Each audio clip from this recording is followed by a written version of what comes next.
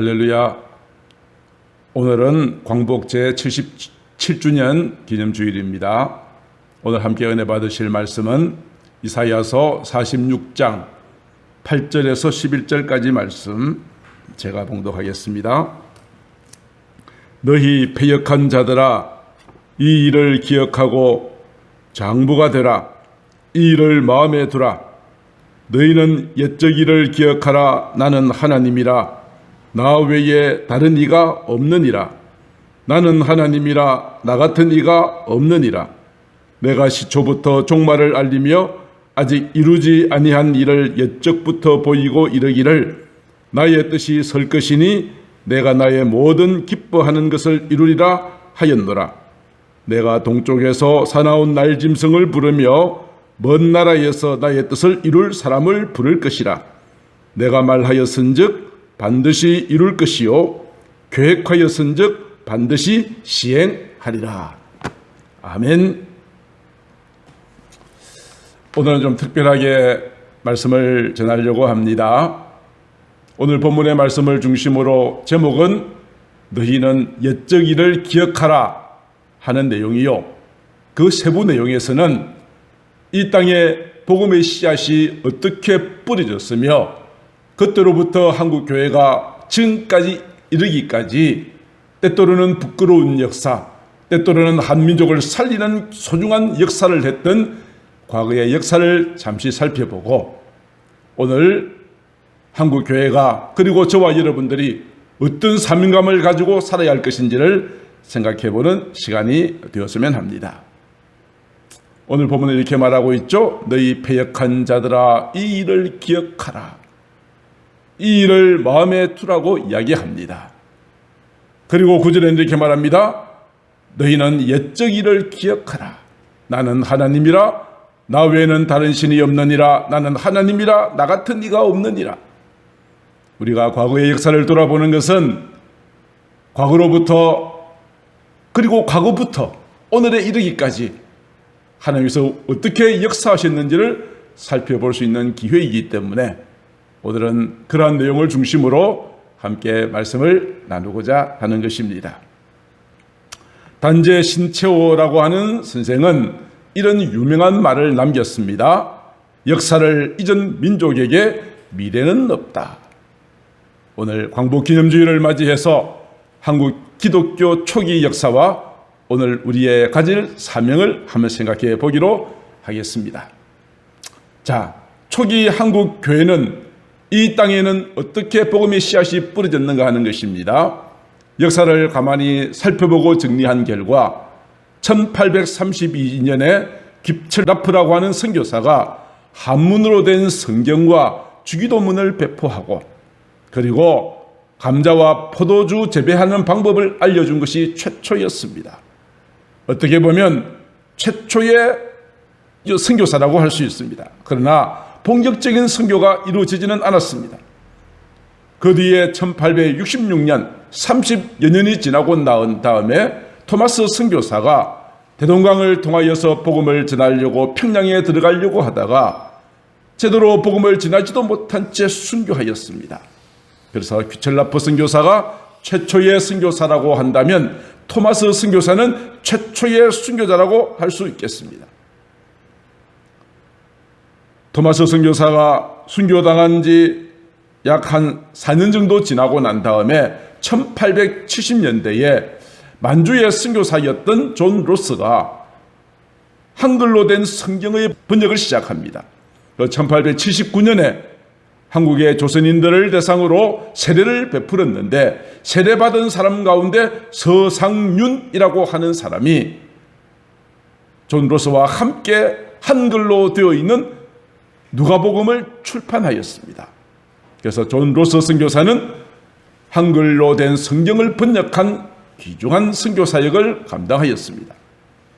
한글 성경이 번역되고 출판되는 일은 그 뒤에 1882년에 일본에서 복음을 받아들였던 이수정이라고 하는 사람이 그때부터 정식으로 한글 성경으로 번역하는 일을 시작하여 이제 이때로부터 본격적으로 한글로 된 성경이 보급되어지기 시작하였습니다.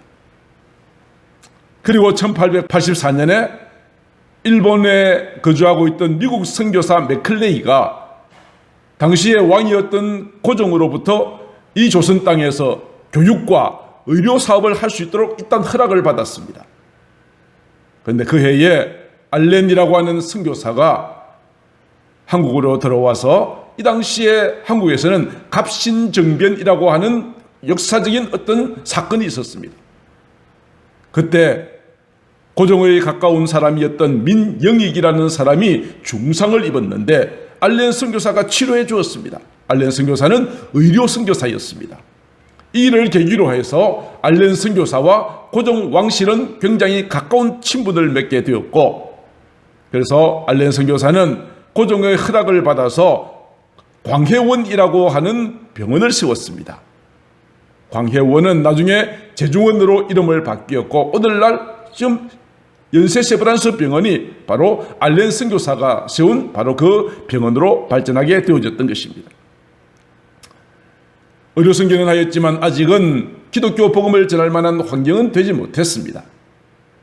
이제 이 광해원에서 의료 선교를 하기 위해서 돕기 위해서 1885년에 언더우드와 아펜젤러 선교사가 들어왔습니다. 와서 이 제중원에서 치료하는 일을 도와주면서 또 함께 추진한 것이 있었습니다. 그것은 교육 사업이었습니다. 이 두 사람은 학교를 세웁니다. 그래서 이화 학교를 세웁니다. 지금 이화여대, 이런 것이 바로 이 아펜젤러와 언더우드 선교사에 의해서 세워진 학교입니다. 그 외에도 배제, 경신, 정신이라고 하는 기독교 학교를 설립했습니다.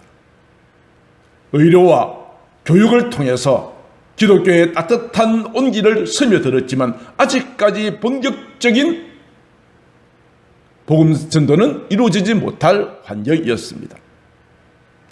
자, 그러다가 본격적인 복음 전도는 언제부터 이루어졌는가 하면 청일 전쟁이 일어났습니다. 이 당시에 한국에서는 동학혁명이 일어났는데, 여기는 청나라를 지지하는, 또 한쪽은 일본을 지지하는 두 세력이 부딪혔습니다. 그래서 나라에서는 청나라에다가 도움을 요청을 했는데, 그때 일본이 와서 청나라와 한국 땅에서 전쟁이 벌어집니다. 그리고 청나라가 패배하고 물러가게 되죠.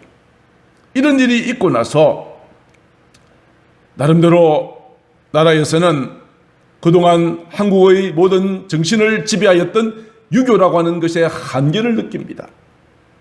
그리고 동학혁명이 실패로 끝나고 발전되어진 서양 문명에 대한 충격을 받게 됩니다.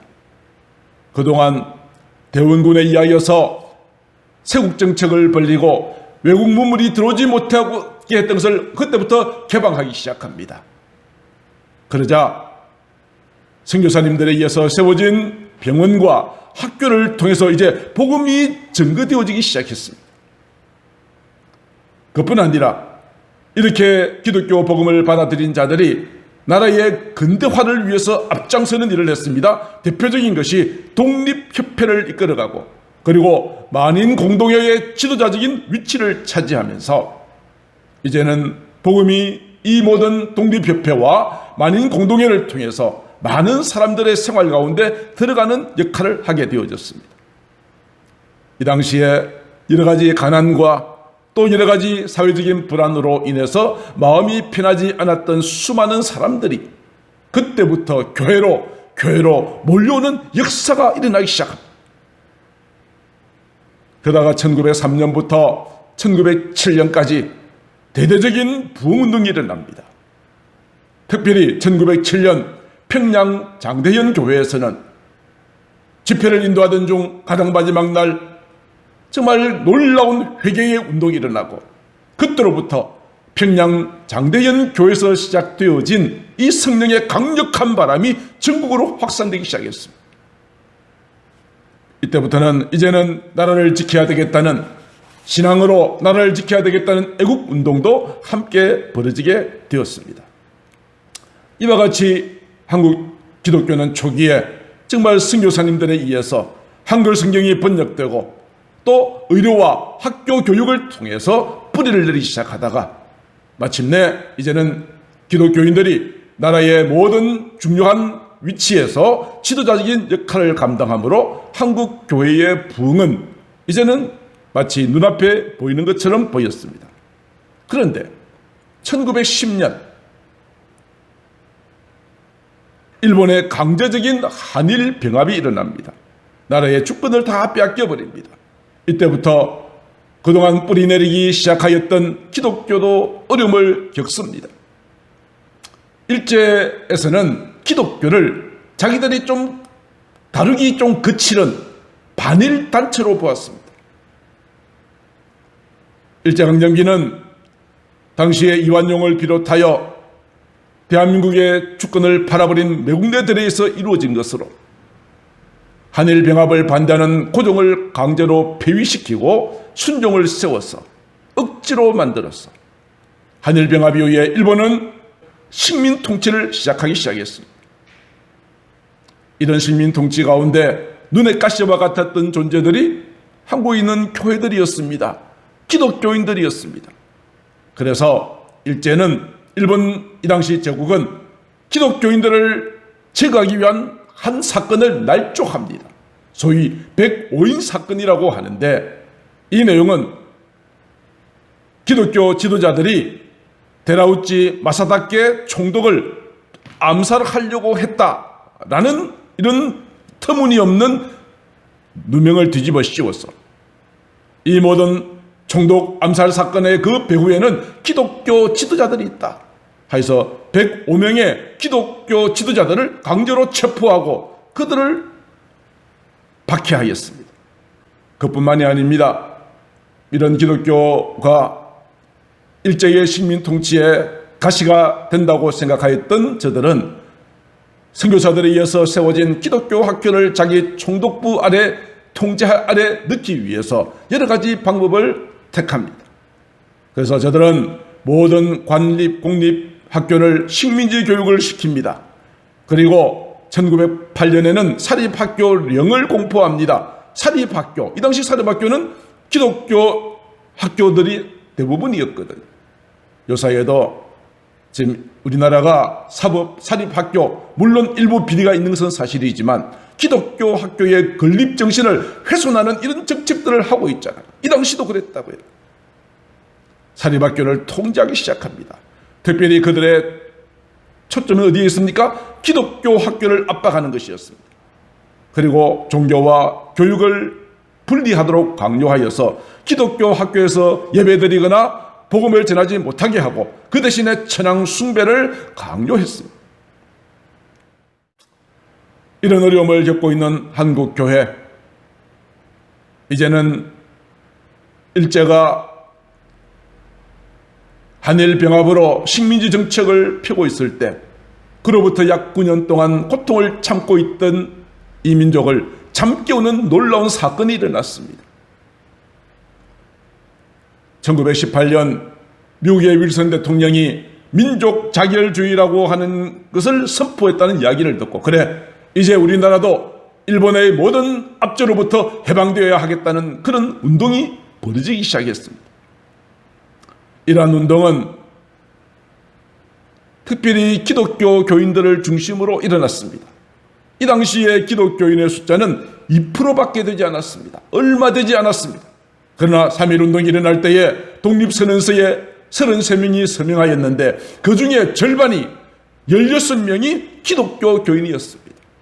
그리고 천도교 15명, 불교 2명, 그리고 3.1운동도 거의 다 전국에 있는 교회를 중심으로 하여서 전체 조직을 가동시켜서 전국적으로 독립운동을 벌어지게 했습니다.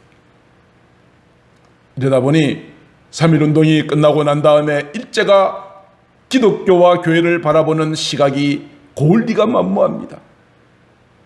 3.1운동과 관련해서 가장 많은 피해를 본 것도 기독교였습니다. 82개의 예배당 건물이 전파되거나 불태워지거나 일부 파손되었고 151명의 목사님과 2190명의 성도들이 붙잡혀서 고통을 겪었습니다.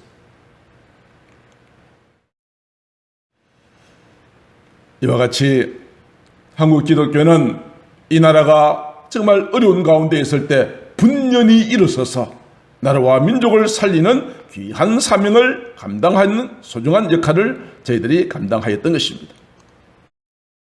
3.1운동 이후에 이제 한국교회는 크게 두 가지 방향으로 개편이 됩니다. 하나는 보다 이제는 영적인 측면을 더욱더 강조하는 하나의 흐름이 있었고, 또 하나는 사회개혁운동을 일으키는 기독교의 두 흐름으로 나누어지게 되었습니다. 하나는 좀 보수적이고 하나는 진보적인 그런 내용들이었죠. 그리고 이 당시 해외에서 독립운동을 벌이는 사람들을 도와주고 지원하는 이 일들을 한국교회가 담당하였습니다. 자, 이와 같이 일제강점기 때 분연이 일어서서 잠자고 있는 민족의 혼을 다시 한번 일깨워 주었던 귀한 사명을 감당하였던 것이 한국교회의 역할이었다. 자, 이제 그로부터 또 한 가지의 도전을 맞이하게 됩니다. 공산주의입니다. 1917년 공산주의가 사상이 그때부터 만들어지기 시작했습니다. 소련에서 볼셰비키 혁명으로 공산당이 만들어지고 그들이 내세우는 구호는 굉장히 매력적이었습니다. 억압받는 민중과 약소국의 자주독립을 지원한다. 모든 사람들 다 평등하게 살 자유가 있다. 부자들 것을 뺏어가지고 가난자들에게 똑같이 나누어 주겠다. 이런 구호는 많은 사람들의 마음속에 파고들었습니다. 야, 정말 이 땅에 공산주의를 받아들이면 유토피아가 생기겠구나 하는 그런 기대를 가지고 교회를 떠나서 공산주의 사상에 물들기 시작했습니다. 그동안 교회의 주축을 이루었던 일반 대중과 또 하루층에 있는 사람들이 이제는 교회를 떠나서 공산주의에 영합하고 이것 때문에 많은 교회가 어려움을 당하는 결과를 초래하였던 것이죠. 공산주의와의 출현으로 어려움을 당하는 상황 가운데 여전히 일본은 전체 한국 백성들을 총독을 천황을 중심으로 하여서 하나된 나라를 만들기 위해서 강력한 정책을 펴니다. 특별히 교회와 기독교인들을 향하여서는 굉장한 회유와 협박을 가하였습니다. 이러한 일본 제국의 협박과 회유에 넘어간 교회도 있었고 끝까지 항간 이런 교회로 나누어지면서 교회가 분열되는 양상이 생겨지게 되었던 것입니다. 특별히 일제는 천황을 숭배하도록 신사를 건립합니다. 그리고 천황 중심의 국가 정신을 고취하는 교육을 시킵니다. 그리고 신사 참배를 반대하는 학교는 강제로 문을 닫게 만들었습니다. 그리고 신사 참배를 반대하는 교회와 신자들을 핍박하기 시작했습니다. 일본의 회유와 협박에 굴복한 정말 한국 교회사에 정말 부끄러운 한 사건이 일어났습니다. 1938년 9월 10일 조선예수교 장로회 총회에서는 신사참배는 더 이상 우상이 아니다.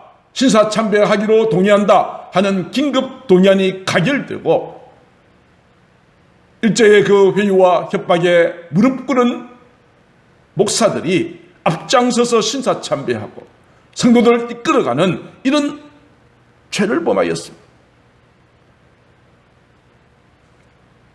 그러나 모두가 그런 것은 아니었습니다.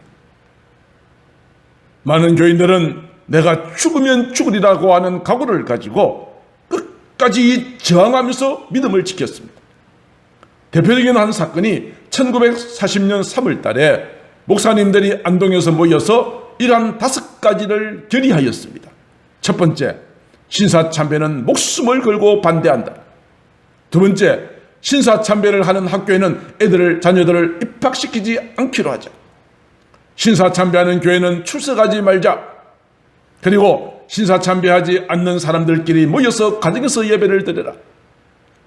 그리고 신사참배를 하지 않는 신령한 교회를 세우는 일에 함께 힘을 내자. 이런 것을 결의하기 시작했습니다. 이러한 사실을 알았던 일제는 기독교 이란 결의를 했던 사람들을 불순분자로 간주하고 체포하고 그들을 박해하기 시작했던 것입니다. 신사참배는 하나님 외에 우상을 섬기는 것이었기 때문에 기독교인이라면 결코 받아들일 수 없음에도 불구하고 이 당시에 그들의 모든 협박과 회유에 넘어간 자들이 신사참배를 가결하고 앞장서는 이런 죄를 범하였지만 끝까지 신사참배를 거부했던 많은 사람들이 있죠. 여러 차례 고문을 당하고 감옥에 투옥되고 하였지만은 끝까지 신사참배를 반대하였던 일사가고의 주인공 주기철 목사님. 그분은 1944년에 순교했습니다. 1년만 더 지나면 무엇이 있죠? 1945년이면 해방이 되는 날인데 광복이 되는 1년을 앞두고 신사참배를 반대하다가 순교하셨습니다. 그 외에도 박관준 장로, 최봉석 목사, 최상림 목사님들이 신사참배를 반대했던 그 이유로 순교를 당하였습니다. 그러나 순교당하지 않았지만 옥중에 있던 성도들이 있었습니다. 저들은 8.15 해방이 되지 않았더라면 저들도 죽어야 될 사형 언도를 이미 받아놓은 상태였습니다. 그러나 하나님께서 8.15 해방을 주심으로 그들은 죽지 않고 옥중에 있다가 석방되어서 이후에 한국 교회의 중요한 지도자적인 역할을 감당하는 자가 되어졌습니다.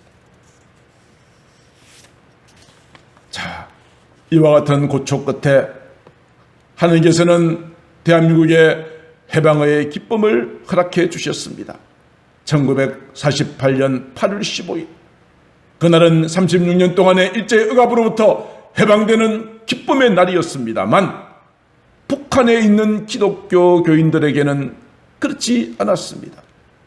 지금까지 평양은 한국 기독교의 중심적인 역할을 감당했습니다. 평양은 한국의 예루살렘이라고 할 만큼 기독교의 꽃을 피웠던 도시였지만 북한이 공산주의로 무장된 소련과의 마찰이 생겨지자 많은 목사님들이 어쩔 수 없이 월남하게 되었고 이때부터 북한에 있는 기독교는 점점 더 쇠퇴하여 가더니 지금은 북한은 최근 10년 이상 가장 기독교를 박해하는 최고의 박해적 국가가 북한으로 지정되어지고 있는 실확정에 이르게 되어졌습니다. 그러나 대한민국은 하나님의 은혜로 기독교 복음을 받아들이는 민주주의를 표방하는 미국의 지배를 받고 미국과 함께 손을 잡아 자유 대한민국을 건국하였던 이승만 대통령, 그분은 장로님으로서 이 나라가 하나님의 은혜로 말미암아 해방되었음을 온 땅에 표방하는 놀라운 일을 하게 되었습니다. 1948년 첫 번째로 개회되어진 재헌국회에서 이승만 대통령 이렇게 말합니다. 오늘 우리가 해방된 것은 여러분들 가운데 신불신간을 막론하고 하나님의 은혜라고 하지 않을 수 없을 것입니다. 오늘 이 국회를 개회하면서 우리가 하나님 앞에 기도하여 이 국회를 개회하는 것이 좋겠습니다 라고 말하면서 감리교 목사였으면서 국회의원이 되었던 이윤영이라고 하는 의원으로 하여금 기도하게 했습니다. 그렇습니다. 대한민국은 기도로 시작되어진 하나님이 보호하사 우리나라 만세, 온 국민들이 애국가를 부를 때마다 하나님의 은혜를 찬양하고 이 나라의 모든 국회가 오늘날 많이 변질되어졌지만 하나님 앞에 기도함으로 시작되어진 바로 그런 나라를 세워나갔던 것입니다. 그런데 한국교회는 해방 이후에 일제 신사참배를 회개하라고 외치는 주의 종들을 박해했습니다. 회개하지 않았습니다. 우상숭배의 죄를 범하고도 회개하지 않는 이 나라를 보시고 하나님께서는 1950년 6.25 전쟁이 일어나게 했습니다. 일제 때 모든 것을 다 빼앗기고 남아있던 것들은 이제 공산주의 그리고 전쟁에 의해서 다 파괴되어져 버렸습니다. 3일 만에 서울을 빼앗기고 부산으로 긴급하게 피난 갔던 이승만 대통령, 그리고 나라의 모든 교회 지도자들이 부산의 초량교회에 모여서 하나님 앞에 간절하게 기도하기 시작합니다. 하나님, 우리가 일제 때에 우상을 숭배했습니다. 신사참배했습니다. 그러나 우리가 회개하지 않았습니다. 우리에게 해방을 주셨던 하나님의 은혜를 저희가 깨닫지 못하고 회개하지 않았던 모든 죄를 용서하시고 하나님이여 이 땅을 고쳐주시옵소서. 간절한 마음으로 기도했습니다. 하나님께서는 저들의 기도를 들으셨습니다. 그래서 1950년 6월 25일 날 북한이 남침하고 서울이 함락되고 난 다음에 그때 기도하여 그 이후에 모든 상황이 엄청나게 바뀌어집니다. 메가더 장군에 의해서 인천 상륙작전이 성공함으로써 전세가 역전되고 서울을 다시 빼앗고 북한으로 저 북쪽으로 올라갔지만 중공군에 의해서 어쩔 수 없이 후퇴하게 되었으나 1953년 7월 27일 날 지금의 38선을 중심으로 휴전협정이 체결되어 오늘까지 이르게 되어졌던 것입니다. 나라가 위기에 처할 때마다 3.1 운동도 그러하였고 6.25 때의 그 회개의 운동 또한 어려움에 처할 때마다 한국교회는 이 모든 위기를 하나님의 은혜로 극복하는 귀한 일을 감당했습니다. 그 이후에 한국교회는 급성장을 하게 됩니다. 1960년대에는 민족복음화 운동이 일어났고 1973년에는 빌리 그레햄 목사님을 모시고 여의도에서 대규모 집회를 벌입니다. 그리고 1974년에는 엑스폴로 74 전도대회가 있었습니다. 이와 같은 대형 집회를 통해서 한국교회는 급성장을 하게 되었습니다. 자, 그런데 지금의 한국교회의 모습은 어떤가요? 쓰나미가 몰려오듯이 한국교회는 수많은 위기가 다가오고 있어요. 가난했던 대한민국이 하나님의 은혜로 말미암아 이제는 경제대국으로 모든 삶이 풍요로워졌어요. 선진국에 대일했었어요. 내 삶이 풍요하다 보니까 하나님의 은혜에 대한 감사가 사라졌어요. 천국을 소망하는 마음도 사라졌어요. 한국교회도 세속화되어 버렸어요. 이로 말미암아 한국교회는 세상에 빛과 소금된 사명을 감당하지 못하는 위기를 맞이했어요. 그리고 나라가 혼탁할 때에 수많은 이단들이 등장했어요. 1992년에는 다미성교에서 시한부 종말론으로 인해서 사회적으로 큰 문제를 일으켰어요. 그 외에도 수많은 이단들이 오늘 한국교회를 위협하고 사람들로 하여금 교회를 떠나게 만드는 일들이 일어나고 있어요. 위기가 아니라고 할 수 없을 것입니다. 그리고 코로나로 인해서 많은 사람들이 교회에 모이는 일을 열심을 잃어버렸어요. 그뿐이 아닙니다. 그동안 교회에서 중심이 되어 가난한 사람들을 도와주는 일들을 많이 하였는데 이것을 이제는 나라에서 복지라고 하는 차원으로 나라에서 교회보다 더 많은 재원을 가지고 해주고 있어요. 교회가 어려운 구제사업을 사람을 돕는 이 일 가지고 복음을 전하는 것은 이미 효력이 떨어졌다고 볼 수 있죠. 그리고 교육도 매한가지입니다. 교회 학교, 그러나 학교에 가서 보세요. 첨단 기자재를 갖추고 있어요. 칠판은 전자칠판을 쓰고요. 굉장히 첨단 기계와 전문화된 인력과 그리고 잘 만들어진 프로그램을 가동하고 있으니 교회 학교는 그것과 비교하면 너무 낙후되어서 다음 세대들이 매력을 잃어버리고 교회를 나오지 않고 떠나버렸어요.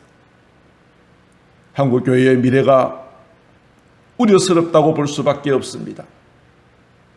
이대로 그냥 둔다면 10년 뒤, 20년 뒤에 한국교회는 어떤 모습으로 바뀌어져 있을까?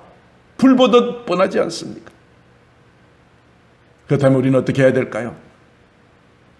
이런 위기 상황 가운데서 과거의 위기를 맞이했을 때 분연히 일어섰던 것처럼 이 나라의 민족이 제2의 사사기 시대가 되어서 하나님의 말씀을 떠나고 위기를 맞이하게 될 때에 그때마다 하나님께 앞에 부르짖음으로 모든 민족의 위기를 극복해내었던 것처럼 오늘 이러한 위기를 맞이한 이 시대에 우리에게 주신 사명이 있다는 것이죠. 교회가 존재해야 될 이유가 무엇일까요? 단순하게 의료사업을 도와주는 자선단체가 아닙니다. 사람들에게 지식을 나눠주는 학교도 아닙니다. 교회의 가장 큰 본질은 구제도 하고 교육도 해야 하지만 가장 큰 본질은 무엇입니까? 사람들에게 예수 그리스도의 십자가 복음을 전하는 것입니다. 십자가가 복음이 들어갈 때 그 가정이 변하고 나라가 변하고 어두운 가운데 밝은 빛이 비춰지게 되는 것이거든요. 위기에 빠져있는 이 나라와 이 민족, 한국교회의 소망은 어디에 있을까요? 강력한 정부, 군대, 경제력이 있는 것이 아닙니다. 이 나라 이 민족의 소망은 교회에 있습니다. 교회가 깨어 기도하면 하나님께서 이 땅을 지켜주실 것입니다. 우리가 부르는 애국가처럼 하나님이 보호하사 대한민국 만세, 진정으로 주님 앞에 찬양하며 예배드리는 그날이 오게 될 것입니다. 교회가 교회답고 성도가 성도다울 때 비로소 이 땅에 밝은 빛이 비춰지게 될 줄로 믿습니다. 말씀을 마치고자 합니다. 지금으로부터 77년 전 대한민국은 일제의 압박으로부터 해방되었습니다. 그러나 아직 진정한 해방은 이루어지지 않았습니다. 아직도 수많은 사람들이 죄와 어두움과 절망 가운데 포로되어 있습니다. 누가 그들을 구원할 수 있겠습니까? 무엇으로 구원할 수 있겠습니까? 우리가 가서 그들에게 생명의 복음을 전해줘야 하지 않겠습니까? 그리고 특별히 북한에 있는 동포들, 그들은 우리와 같은 민족입니다. 구원받아야 될 우리의 이웃들입니다. 복음으로 평화적인 통일을 이루어 그들과 함께 하나님을 찬미하며 예배될 그날이 속히 올 수 있도록 사랑하는 성도 여러분들이여, 오늘 광복 77주년을 맞이해서 정말 우리 하나님 앞에 다시 한번 뜨겁게 기도하지 않겠습니까? 우리의 기도가 이 나라 이 민족을 살려줄 것입니다. 저와 여러분들의 두 어깨에 이 나라 이 민족의 미래가 걸려 있습니다. 이러한 중차대한 사명을 가슴에 품으시고 아버지 하나님 앞에 늘 믿음으로 나아가시는 저와 여러분들 되실 수 있기를 광복 77주년을 맞이해서 여러분들에게 축복을 드립니다. 기도하겠습니다. 암흑과 같았고 희망이 없어 보였던 이 땅에 복음의 작은 씨앗이 뿌려지고 그 씨앗이 싹이 나고 열매를 맺어 오늘 우리가 누리고 있는 이 놀라운 축복을 받게 되었습니다. 기독교가 이 땅에 들어온 이후로 많은 어려움들이 있었습니다. 일제강점기, 공산주의, 신사참배 강요, 6.25 모든 상황 가운데서도 한국교회는 그들에게 굴복하지 않았고 깨어 기도하였고 하나님의 그 거룩한 뜻을 이루어가기 위하여 내가 죽으면 죽으리라고 하는 각오를 가지고 담대하게 나아갔습니다. 지금 한국교회는 쓰나미와 같은 위기를 맞이하고 있습니다. 주여, 이러한 때 우리 한국교회가 그리고 저희들이 일어나게 하옵소서. 이 나라와 민족을 위하여 간절하게 기도하게 하옵소서. 그래야 78주년 광복기념주일 때에는 하나님께서 이 나라를 어떻게 도우셨는지를 간증하며 찬양할 수 있는 그러한 귀한 저희들 되어질 수 있도록 함께하여 주옵소서.